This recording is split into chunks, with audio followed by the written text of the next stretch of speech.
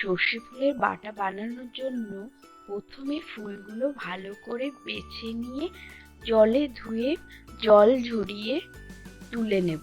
অন্যদিকে বেছে নেওয়া চিংড়ি মাছে নুন হলুদ মাখিয়ে কড়াইতে তেল দিয়ে ভালো করে ভেজে তুলে নেব।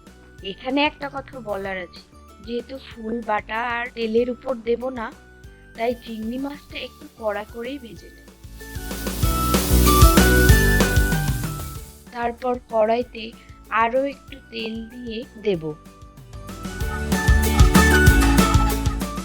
তেলটা গরম হলে সর্ষে ফুল দিয়ে দেব, তার সাথে হলুদ, 2-3টি কাঁচা লঙ্কা, রসুনের কোয়া দিয়ে নেড়ে চেড়ে ঢাকা দিয়ে ভেজে নেব।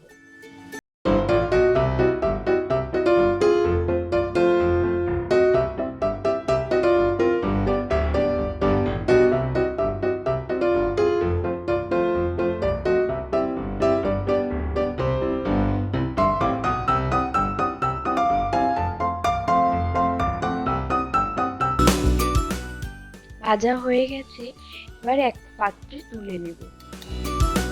তারপর ফুলটা ঠান্ডা হলে চিংড়ি মাছ ভেজে রাখা সর্ষে ফুলের সাথে 1 চামচ মতো গোটা সাদা সর্ষে দিয়ে শিলে বেটে নেব।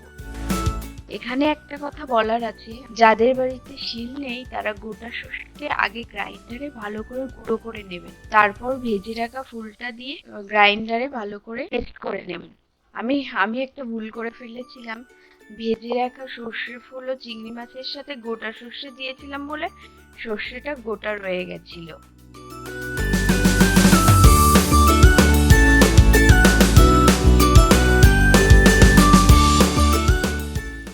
বাটাটার মধ্যে একটু কাঁচা সর্ষের তেল ও নুন দিয়ে ভালো করে মিশিয়ে নিলেই রেডি সর্ষে ফুলের বাটা। এই শীতে কারা কিভাবে সর্ষে ফুলের বাটা খেয়েছেন কমেন্টে জানাবেন।